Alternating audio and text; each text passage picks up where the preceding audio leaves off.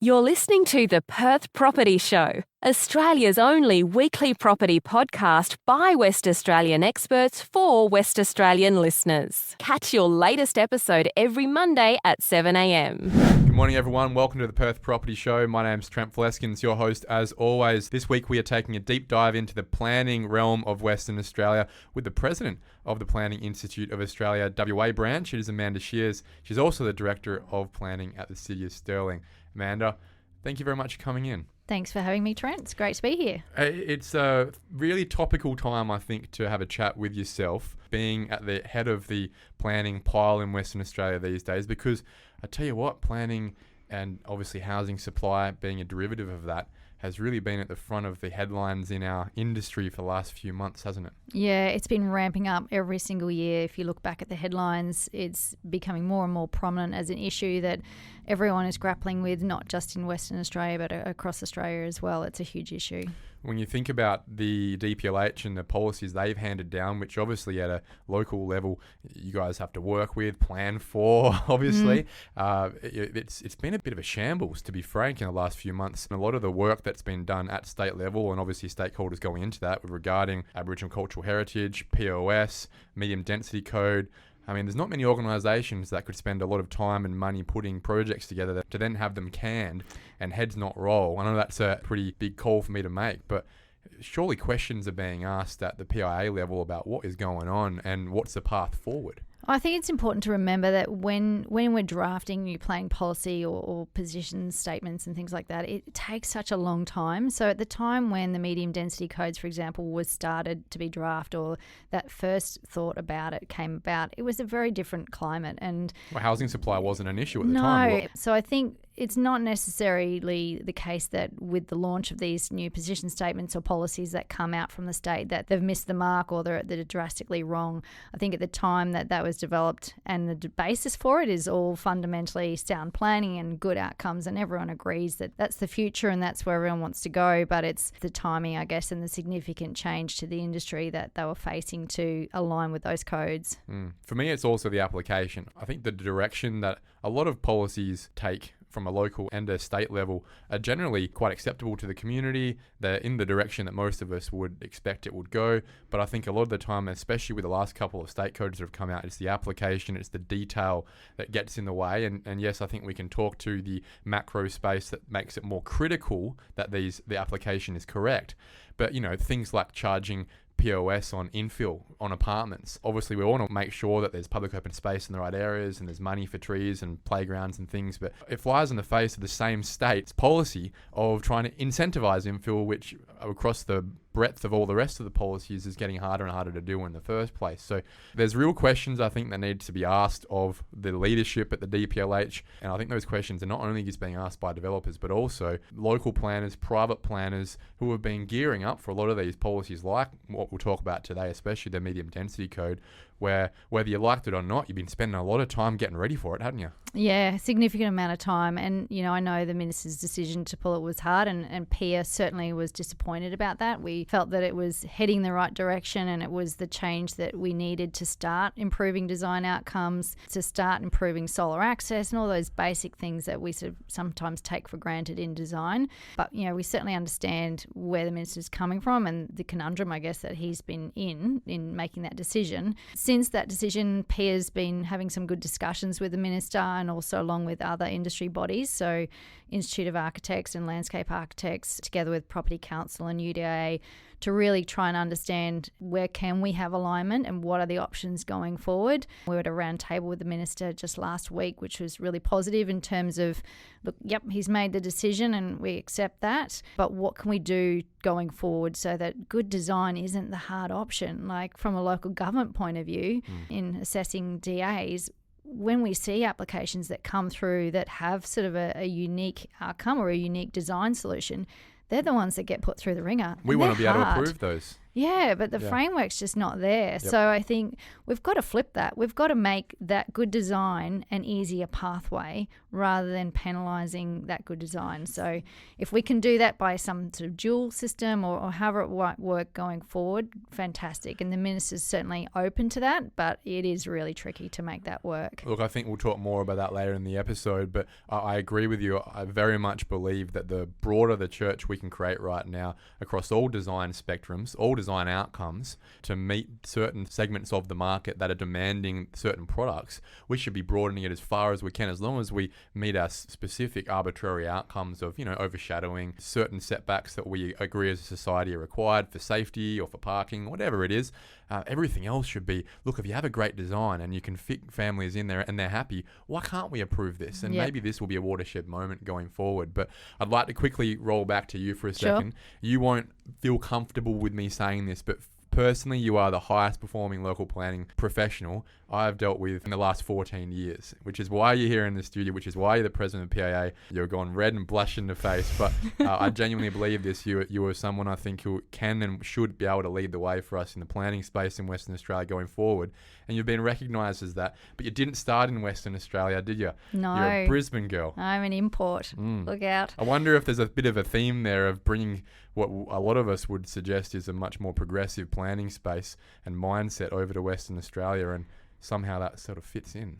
I wouldn't go so far as to say that. I think, the challenges that you've highlighted in terms of some of the local government challenges over here are similar on the East Coast. It's not, we're not alone in that space. I've certainly had a diverse career background. So I did start out in local government originally in a subdivisions team on the City of Gold Coast. Cole Dutton was actually my boss. There you go. Cole Dutton running Stockland in Western Australia these days. Small world, isn't it? That's right. Stayed there for a little while, moved around in council, got different experience, and then maternity leave and had a couple of kids. And then through that time, I was working in a private consultancy firm for 10 years. And I think that awareness of the commercial reality and the other side of the table has really helped me in my career to understand both sides. And planning is really all about balance. And for me, having that appreciation and understanding of what that balance on the other side of the table has been critical. Then I did some time in state government in Queensland for another stint at Gold Coast again, which was fantastic, working on light rail and unique projects that you don't often get throughout your career. It was during Com Games as well, so there was a lot going on. And Gold Coast has different challenges. It has significant growth problems, and it's a huge city. It's the second largest local government in Australia. Is that behind the Brisbane City Council? Yes, it is. Well, there you go. Brisbane's biggest. Yes. Well, look, I think we can talk about that later, is the differences in the way that that's all set up. But what brought you to WA? Just a change. Well, I mean, the job, obviously, I applied for the job at City of Stirling and was fortunate enough to be successful. And I had enough of Queensland and southeast Queensland, and it's pretty busy over there now, and they've got some significant growth challenges. Traffic challenges. Yeah, absolutely. There's so much to explore in Western Australia just as a destination in itself. My husband and I are photographers, so we wanted to really explore WA as well. There's so much to see over here, and yes, it's quite vast and takes a significant amount of time to get anywhere. Pretty much no cell phone signal 30 minutes out of Perth. But yeah, that sort of really attracted us to settle over here in Perth for a while. So I think it's very humbling to hear that, obviously having someone from the East Coast who's got a very good career, no reason to be here, to be frank, other than let's have a crack, and it looks like a great place to live. And how's it been? You've obviously settled in. Yeah, great. We absolutely love it. And I think the lifestyle, you have the best of both worlds. Yes, you have the beaches and the beautiful natural landscapes over here, but the city in itself, and I know, Perth gets a bit of a bad rep sometimes, but it's a fantastic city. And I think something on the Gold Coast that's missing is that you don't have that city life. It's quite diverse, and it's a lineal city, so you don't have that concentration that you do in a CBD. Pop-up bars and cool pubs and things like that. Yeah, we've really enjoyed our time, and love everything that Perth has to offer, and lacks humidity, which is fantastic. Yeah, big change, obviously. Let's talk about the City of Stirling for a second. I met you when you were a manager. Yes. And I have to say that I assume when it was a time when you started only recently, the culture was very different there. I'd suggest that most people would say it was one of the hardest places to get anything done, the City of Stirling, and that would be 3-4 years ago.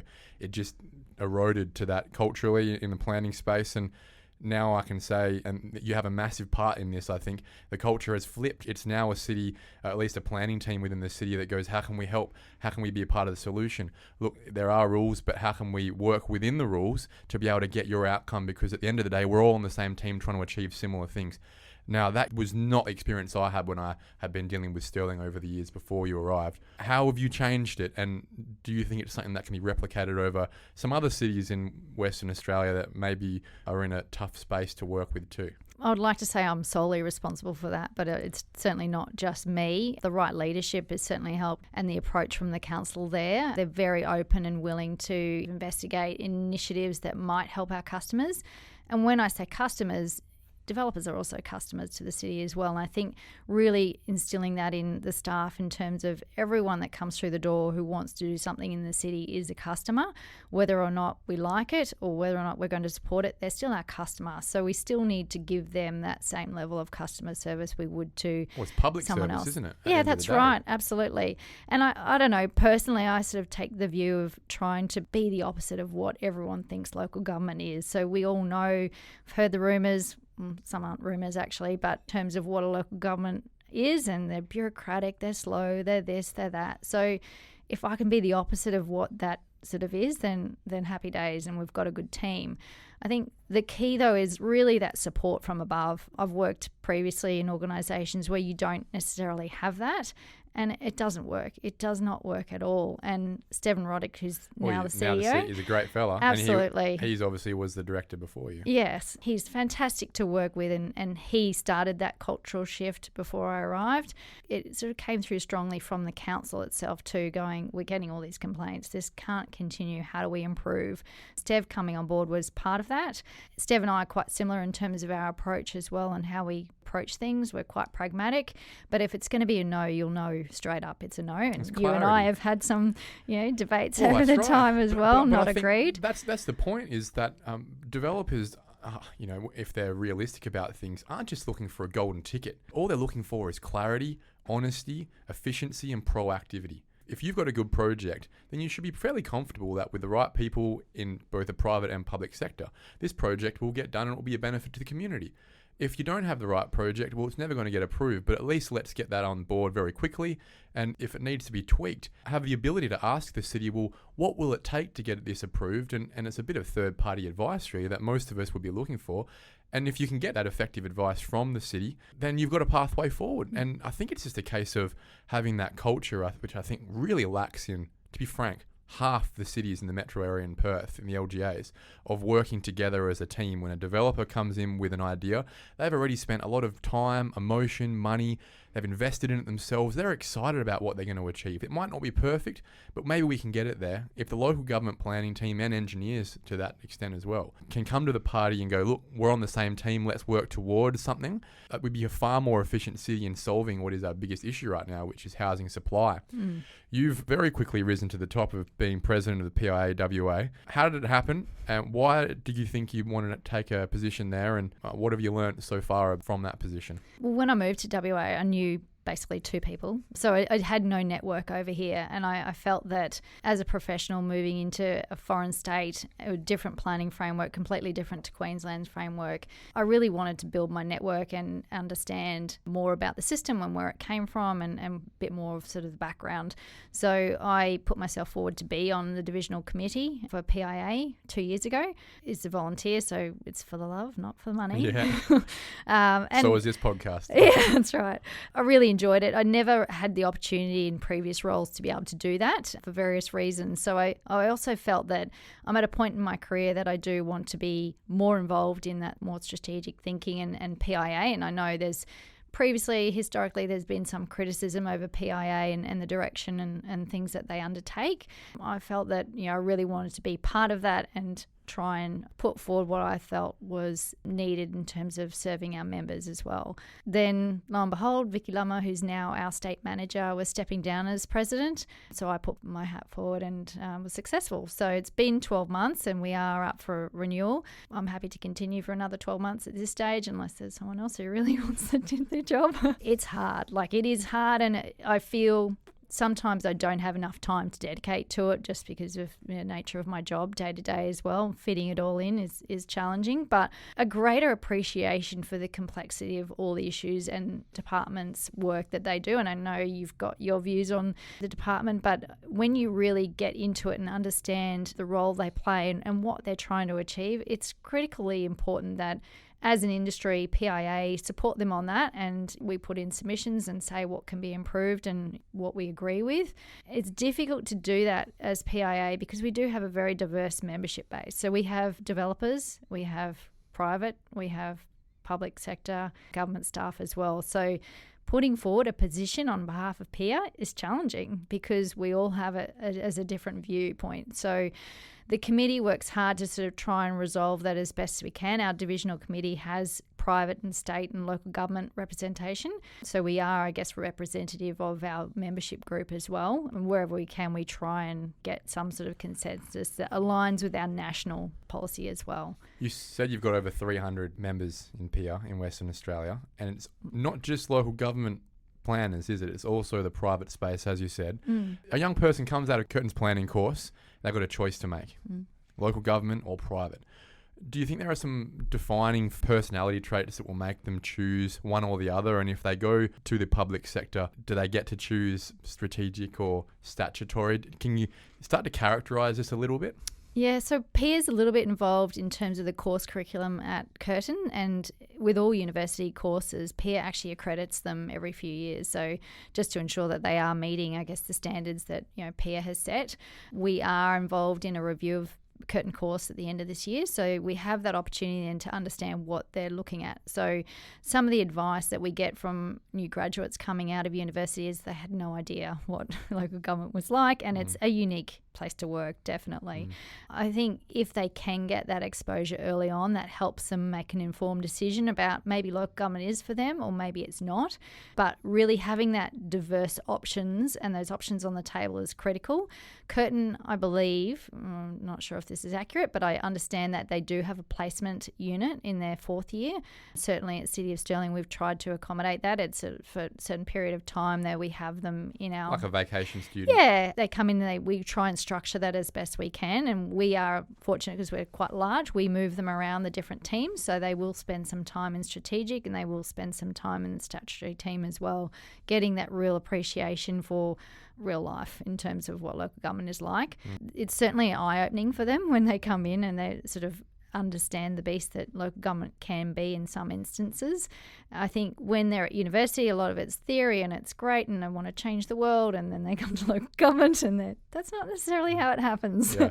But it can. So certainly in the policy and the strategic side of it, that's incredibly diverse and important work from the strategic side of things. But having that statutory day-to-day, how does that policy then hit the road and it be implemented is critical, I think, for any planner. I think having that well-rounded exposure and experience is going to set them up for their career. So how do they make that decision? Is it simply, do you think, for most people, whichever entity, public or private, will give me a job?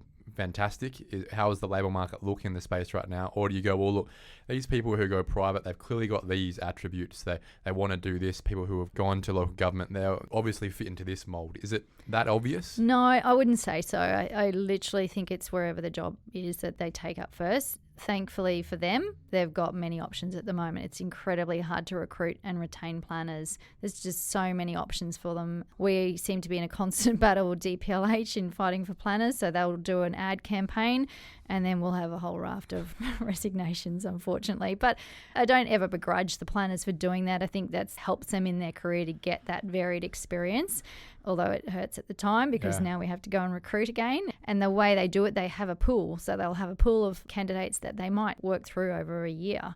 So someone who might have interviewed in January might get a call up in September to say, hey, now we've got that job for you. Yeah, you've been sitting in the pool, we finally got something for you. You're going to have to take it. That's Otherwise, right. you're not in the pool anymore. Yeah. So that would segue us into the next conversation. Is quickly about, I guess, something that has been said to me many times before from both private and public space, from some leaders really in the planning industry, is that the best local government planners are those who have worked in the private space, not just as private planners, but possibly also in the development space, mainly so they can actually have an appreciation for just how much work goes into getting projects to the front desk of a city in the first place, how much risk, how much money, how involved developers are. They're mainly not cowboys a lot of the time, which is what I think a lot of planners look at us as. Would you agree that in your experience as well, that to have that context and appreciation for what we're dealing with every day is critical to being the best planner in WA? It certainly helps. I don't think it's critical. I think you can still have that awareness, and not having worked in the industry.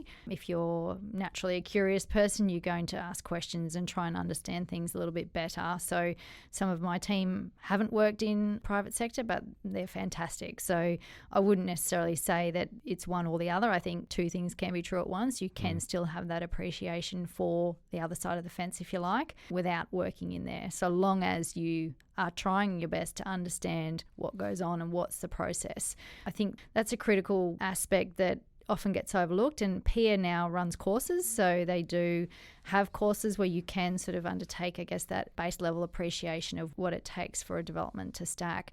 And certainly in Stirling, we try and use evidence-based for policy framework and things like that. So we reviewed our childcare policy recently, and we collected a whole lot of data and really tried to understand from the industry's perspective what goes into those site selections and how does that happen? How are these all ending up in residential areas that is causing us some grief? Yeah, what are the pinch points? What are the risks? Yep. Why is that occurring, and what can we do to try and make that fit in a more seamless or better way for the neighbourhood, but also are there levers or things that we can do to encourage it in centres, which is where most planning frameworks want them. And what did you find out? We had some improvements to our amenity clauses in our policy. It was pretty light on, so we put some additional wording in there and did additional requirements, so really trying to get applicants to identify what is the amenity impact. And I think that word gets bandied around pretty readily these days. Well, a lot of neighbours use the word amenity when what they really mean is it's going to affect the value of my house. Sometimes, yeah. And I mean, look, if you're living next door to a childcare centre and you've got car doors opening all day, then that will impact your amenity. So it's about trying to accommodate that in the best possible way we can. Did you learn a bit more, though, about the pressures on the development side and how hard it is to, for example, stack up a childcare centre, find the lots in the first place, and then work through, I guess, the finances of the price points we need to meet, which leads to the outcome of why you don't see a lot of childcare in commercial zoning in the first place, which a lot of people would argue is not where it should be as well. Yeah, absolutely. And I think we looked at, from the developers that we interviewed, what is the sort of, is there a sweet spot? Is there a preferred location? And that became prevalent. Yes, there is. There is some exposure that they need on roads. The corner locations are preferred.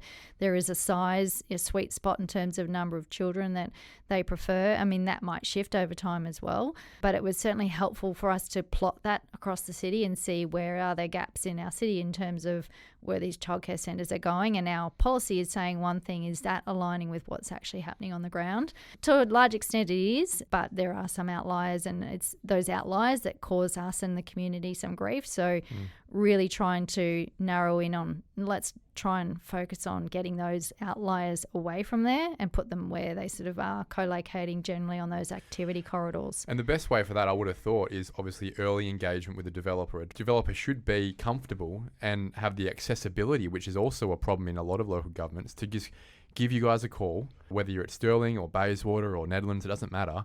Have someone pick the phone up, have someone answer your messages that day if on an existing phone call with a question of, look, I'm looking to put it, for example, a childcare centre here. What do you think? Give me some honest, pragmatic advice. It might not be super detailed, but am I going to run into some problems some red flags you can see straight away? I don't think that's that too much to ask, and I think that would head off a lot of problems where a developer would get all the way through to a JDAP meeting, have spent $50,000 to $100,000 on an application, is still butting heads, is getting a refusal by a city that said, well, you shouldn't have lodged it in the first place. A lot of this can be prevented by early engagement and some frank and open feedback, surely. Yeah, definitely. And I think it's key to have that policy or whatever's guiding that development be very clear on what you will accept and what you won't. So if it's clear to the applicant at the outset that you're going to be pushing it, this is not really what we're contemplating, proceed at your own risk, then that's fine. They might want to take that risk on. Do you think a risk also sits where those local government policies, for example, the City of Joondalup have a very restrictive policy they brought in recently in the last year or so to reflect the council views about childcare, as an example again, that just don't align with the JDAP's views? You essentially see them refuse every childcare application. but nearly none have been refused at JDAP level. Is it quite strange there that you see this misalignment in policy between state and local level? And not just childcare, we can talk about apartments and other infill as well. Yeah, that can happen from time to time, and JDAP is a unique setup in terms of the way they make their decisions as well. And I know there has been criticism in the past of some of their decisions. I haven't been following in terms of Joondalup's childcare applications that they've put through. I guess that came about because of the community concern and angst around childcare in residential areas. Oh, there was a massive proliferation through there over 2017 to 2021, really, which is why the policy came out in 2022. Yeah, so I mean, you can understand why they did that, with the community being very concerned. We don't have that level of concern in the city. Yes, we do have objections to childcare, absolutely. But for us, it was, how can we make these things fit in as best we possibly can? And maybe there are situations where they're not appropriate, and we're being very clear on that in terms of our policy. But I guess it's up to JDAP as to what decisions they make. And yeah, I can't really speak to what decisions they make. Going back to the understanding of and appreciation of feasibilities, finances and those things, is it true that amongst the cohort there is an education from Curtin all the way up that we shouldn't really be focusing on that? The planning outcome is more important and the feasibility, the finances are not our problem at the end of the day? Is that a culture you've seen amongst certain planners in the industry? It's a tricky one because I've been around more than 5 minutes. I know through experience, every time a policy or some significant shift was trying to be introduced, it would be the development industry saying, no, it's going to hurt our bottom line, no matter if we're in a boom or a bust cycle. And Gold Coast had a huge number of those. So I know the difficulty in introducing new policy, but I guess it's when do we shift and start trying to get better outcomes, and who takes that longer view? So that's the role of the planner, is in trying to take that longer view. And if it's not the planner... Well, it's the state government that really has to sponsor that, right? And then they do. The planner obviously just enacts that. Yeah, and the state has the targets that each sort of local government has to adhere to and try and meet. So then the local government has to do their best to try and meet those targets. So planning is part of the puzzle, but equally planning's not solely responsible for delivering housing, and it's not solely responsible for not delivering housing Well, it often either. acts like a referee, and we were speaking about this off air, right? We were thinking, I used to be a referee back in the early days in soccer, and often I think the planning space might fall under the same level of criticism. They're entirely critical to administering and controlling orderly outcomes in a society. Otherwise, you'd have this ramshackled shanty town often. But at the same time, they often are the ones getting shot down, or the messenger copping all the flack, simply for administering the rules that are made way above their level. Absolutely. It's a tough space to be in a lot of the time, isn't it? We spoke earlier about the conflict between developers and planners, and that sort of us versus them that you sometimes see in local government, albeit I don't see that where I'm at, Stirling, and I don't necessarily think that's widespread, but I don't work in local governments across the state. The appreciation for the role of the local government officer, and yes, of course I'm going to fly their flag, but it's a really challenging role. So it's a thankless role a lot of the time. It is, and I think that it's their role, it's council's role and local government role to take that long view. So if we are just talking about feasibility of projects, then how does that factor into that when we've got a plan to deliver something for 30 years' time, but at this particular time, the property cycle says that won't stack. So then do we just bend the rules? Do we then concede on that future planning because it doesn't stack today for a particular owner? And that's the friction point, isn't it? It is. Because it's really hard. You look at a situation we have in a macro space around the country right now, not just Western Australia. Most people in Western Australia would agree that the ideology behind most of the medium density code is honourable. Most of us want to see more green spaces, more tree canopy, better design with regards to solar outcomes as well in housing. Most people in industry are on board with that. But it's interesting how across the 4 years, I guess, that it's taken for it to come from conception to nearly inception, how the pinch points on the application of that have changed. 4 years ago, when there are less people worried about can we actually get this thing off the ground financially, I think there was a lot more space to think from a purely design-led outcome and think in secondary about, well, will this stack up at some point? Can we actually afford to have 2-story houses in most of the suburbs in Perth if we want to do infill? Which in the City of Stirling, you'll recognise suburbs like Balga, Nollamara, Westminster, they're blanket infill these days. It's pretty obvious to most people if they have their eyes open that in 2023, at a policy with the provisions in it that require massive setback increases, reduction in site coverage percentages, essentially forces an outcome that most people can't afford. It is a shame, isn't it, how the length of time it takes to go from conception to nearly inception for something like the medium density code opens the risk up that the macro space can override all of the work being done by people along that way who have put a lot of heart and soul into it, that for the most part had it right, but for probably the most critical part, back when it wasn't an issue, was never probably looked at hard enough, and when it's become an issue has been the thing that's broken the camel's back. Yeah, and I think PIA and planning is about getting good planning outcomes, which the medium density code was a step in the right direction. It's not perfect, nothing ever is in planning world, but it's certainly an improvement, significant improvement on what we sort of have to date. And I think that when is going to be the good time? Like we don't know. Clearly not now. I think we can agree on that, right? Yeah, but then when? And when do we start lifting the standard? And I know this is widely debated, but there isn't a cost that's being factored in, which is that cost to that end user on having that poor design outcome. And that is underplayed, I think, and it's a critical thing, and that's hard planning's to quantify, role. Obviously. But I guess if you've got poor design orientation for your dwelling, if that's an extra $500 or $1,000 a year, that's too much.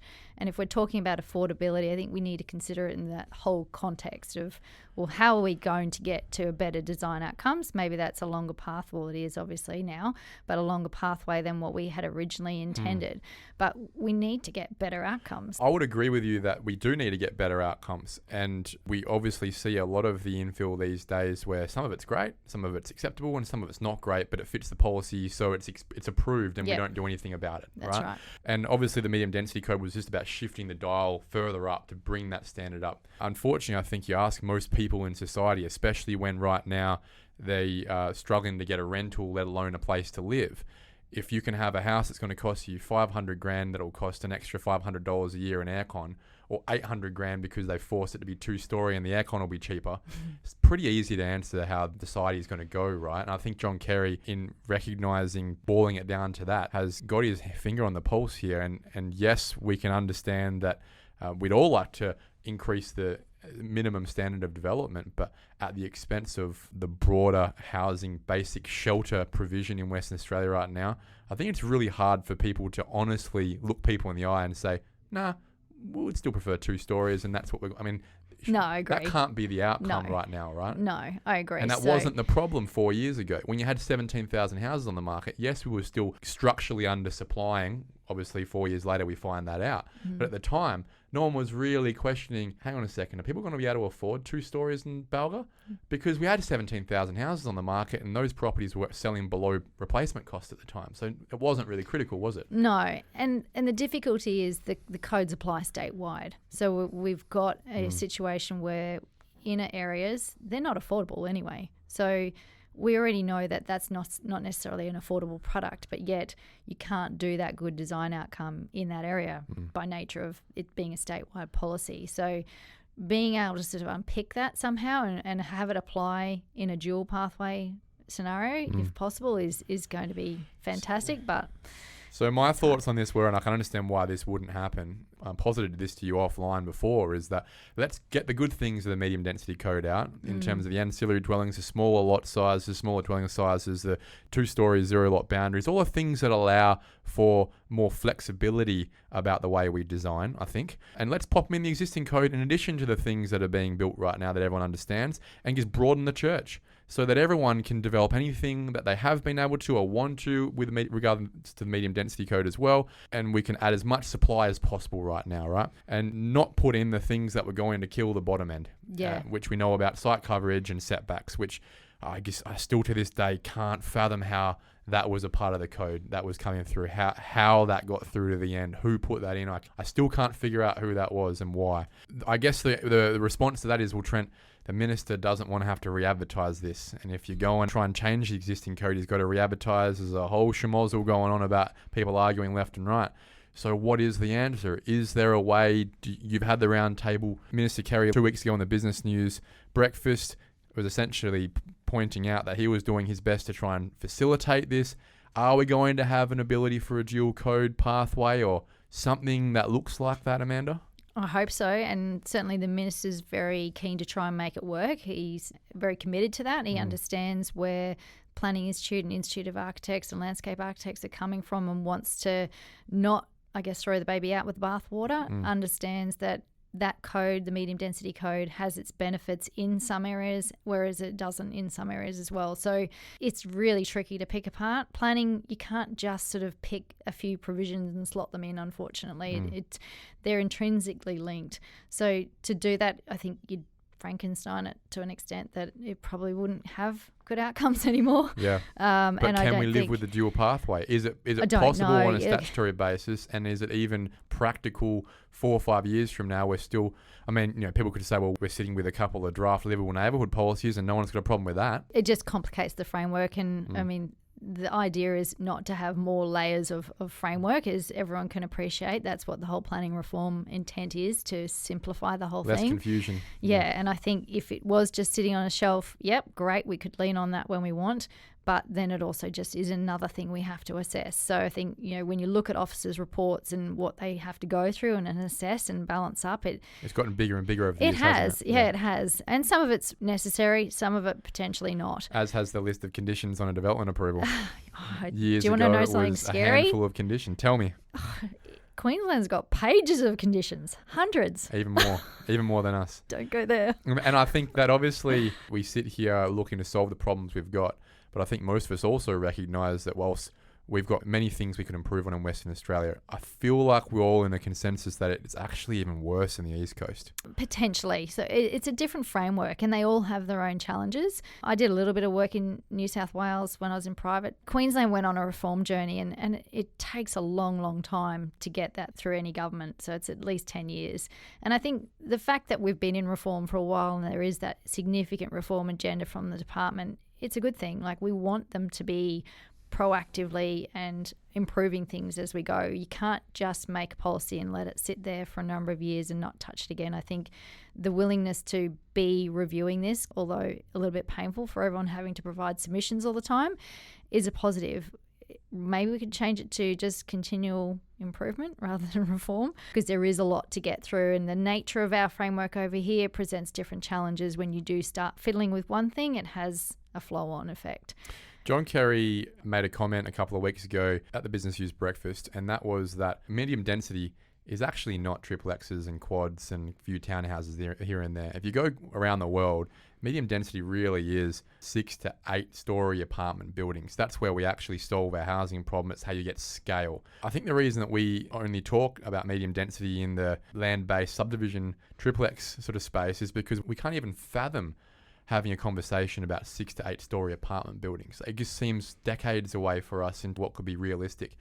Dan Andrews' government from Victoria has just brought down, I think, 31 recommendations or changes to their planning code to try and fix their housing supply issue and get to the 80,000 houses a year now they need to build. And one of them included creating essentially a standardised 4 or 5 story apartment building design that if you could fit it on certain blocks, they're automatically approved. What do you think of that? That'd help cut out some of the risk and for developers. It's a big part of it, obviously. All they have to then do is find blocks that meet a certain price point in a suburb that has sales values at a certain price point. We know it's going to get approved. We can essentially have a cookie cutter cost, and away we go. Would that not be a big part of solving our solution, some scale to what we're doing in urban infill? Yeah, I think that needs to be looked at, and I do understand the Minister's point of view that medium density over here isn't really medium density, but that is our framework. So the state framework does say that is medium, albeit on the lower end of it, for sure.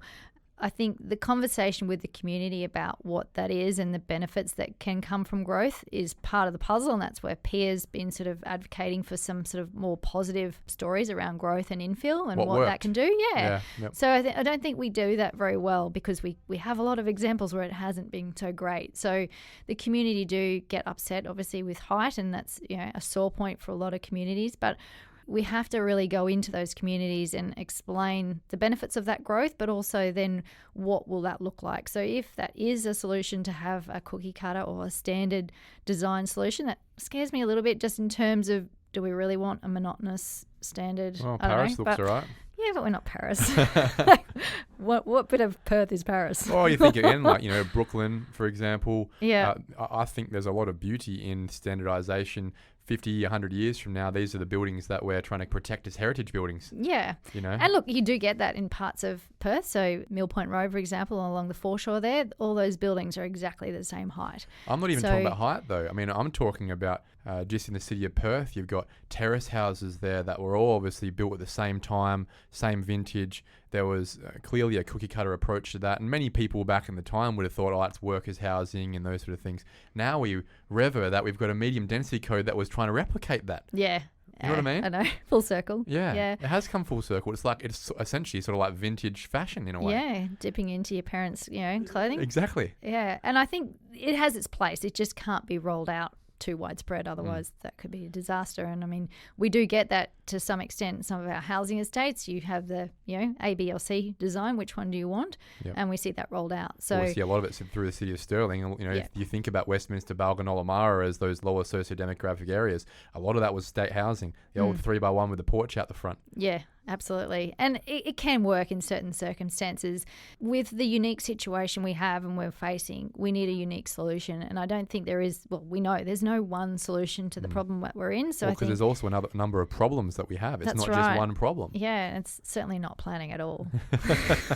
There's a number of facets, I think, across construction, finance and planning where they all need to work together. That's right. And I do get frustrated when I read, planning delays and they're causing this and that. And I just don't think that's the case. Yes, there are circumstances where planning approvals drag on and they take some time and that adds significant cost. But I also know that approval timeframes have significantly lowered, particularly in WA, and I can obviously talk for the City of Stirling.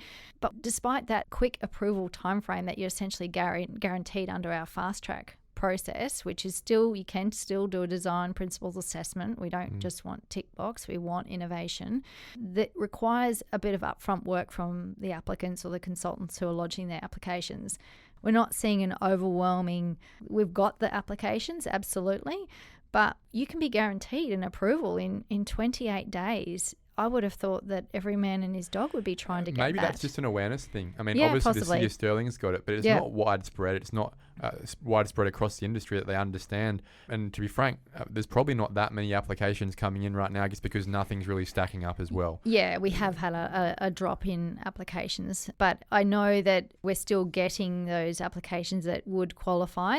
And we're sort of trying to raise that engagement and awareness because we know when it gets busy again, that's what everyone will want. Absolutely. Yep. And I think maybe they have a bit more time at the moment to try and sort things out, and there's a lot of complexity to purchasing and building at the moment. Well, things just aren't working, right? So developers are really, to be very fair and very frank, they're trying every permutation, every wacky idea to get things to stack up just so that they, one, have work and then therefore can add amenity to the community. Every piece of supply, as John Kerry says right now, is good supply. Now, I wasn't a believer of that maybe 4 years ago. I'm very much a pro-infill person, very much anti-expansion. But right now, I am on board with that we have such a crisis right now, especially at the social housing homelessness space, that every way that we as an industry, both from the private space and the public space and the banking space, to be frank, and they're an even bigger issue that we should be raising, need to be working on the same team. And to segue into that, I guess finally, there are many planners within many cities that lead the way, that are fantastic people that want to be a part of the solution. And to be very frank, there are many planners in many cities that just are not, that either are indifferent or actually are part of the problem. How do we move the dial there in terms of the culture to make sure that every application is given its best opportunity for approval, even if it didn't start perfectly ready for approval? Is there a cultural change that can occur here? You're the leader of the PIA. Do you see opportunities in some of the local governments that are just clearly reflecting anti-development ideology from their constituents? How do we move that dial and be part of the solution as a state? PIA is a member of a new group, and we love acronyms, so it's called BERG, which is the Built Environment Reference Group. So that's a planning institute along with Property Council, UDIA, Engineers Australia, Institute of Architects and Institute of Landscape Architects. Well, that's about all of them, really, isn't it? Pretty much. Yeah. So we formed that group about a year ago for that very reason, to get alignment. Yep, we're all going to have different views on certain things, and that's okay. That's our role. But really trying to come together where we can get alignment on important issues that are affecting all of us and our members. So we've paid particular attention to that pre-lodgement phase and really the importance that that brings to a project. And it's not just about that customer service, but it's all that certainty. It's for the community as well as the council knowing what's coming as well. Is education too? Absolutely. And trying to have that dialogue, that open dialogue, and really encourage that. That's through all the state framework. So the state framework calls for that as an important part of the planning puzzle. We're aware some councils aren't doing that. So we wrote a letter to the minister as a united front to say, look, we think this is a really important aspect and it's called for in your own planning framework. And some guys are letting us down. Yeah, and I think where we can advocate for certain things like that to really empower those officers then at those local governments to make those decisions and have those conversations. That's a huge part of it, isn't it? Because there's a lot of scared planners. They are, and I honestly don't think that they're coming at, whether it is the case, they're coming at developers or, as the baddies. Yes, there might be a very small percent that think that, but it's probably about the empowerment and them being confident in making decisions that they're not going to get. Will this affect my career? Will I get sacked? Will I not get promoted? Absolutely. And I think that's for me, the medium density not proceeding, and I've spoken to the minister about this, is that design solution being the hard pathway. So as an officer, okay, you've got something that's a little bit different. The neighbours don't really love it, but it's a great outcome for a number of reasons, maybe for the street, for the future neighbours who don't have a voice yet. So to go into that battle, that officer then is going to be questioned by their supervisor, their manager, their director, potentially the council, other elected members, the neighbours. So it's a hard battle to get that across the line, which is why the medium density, I think, having that option to use that was a good thing. The culture in local government, I think, comes from the council as well. So there's a lot of councils. Yeah. Joondalup used to be one of my favourite places to develop. The second that council got NIMBY, it became one of the hardest places to develop. And it wasn't the planners per se in there. Often you sit there and you feel sorry for them because they're refusing things they don't want to refuse. It's hard. It's a difficult position to be in, and an unpopular one, like we were talking about with the referee earlier. And I think delegations plays a role in that. So some councils have 0 delegations for their officers, and that's no trust, and that's an expectation potentially from the community that the council has involvement in every single decision. I think that's somehow then gets blamed. Yeah, that's planning. Yes, it is planning, but it's not necessarily planning that's driving that. It's politics, and there's a high correlation between the political issues of infill and the efficiency and throughput of delivering it. Yeah, and it is important that the community have their say on applications and that the council have the ability to make decisions on applications. That's absolutely part of the process, but not affording any delegations or very limited delegations to officers, it's not great for culture. Well, that's why things like the JDAP and the SDAU have been created, because the council have been getting in the way too much, too often, in too critical a project opportunity. It's a critical pathway now that the state's had to create. I don't think it's a pathway they want to be involved in, but they have to be clearly, because too often now politics is getting in the way of the pathway we need to be following in order to make sure that our already sparse city in Western Australia doesn't get even worse. Yeah, that's right. And I think having those delegations in place and being able to empower officers to make the decisions, that will improve the culture in the organisation as well. They're genuinely scared. There's been some cases throughout the state, I'm led to believe, where questions have been raised and quite serious investigations have been launched into officers' decisions. So you can understand why sometimes they're hesitant. And look, you don't ever make those decisions lightly as a planner. It's always, well, what is the best decision and what is going to be the best outcome for that community going forward. How about just one city council, amalgamate them all like Brisbane? The grass is not always greener. That's what I'd say to that. I mean, yes, there are some efficiencies and benefits from that, but Brisbane City Council is huge and it covers such a broad area. I don't necessarily think that's an answer. I know amalgamations. 4 or 5 large councils. Amalgamations was talked about here, I believe, a few years ago. About 10 years ago. Yeah, I mean, Stirling's big. It's pretty big, and I don't necessarily think a council bigger than Stirling works terribly well.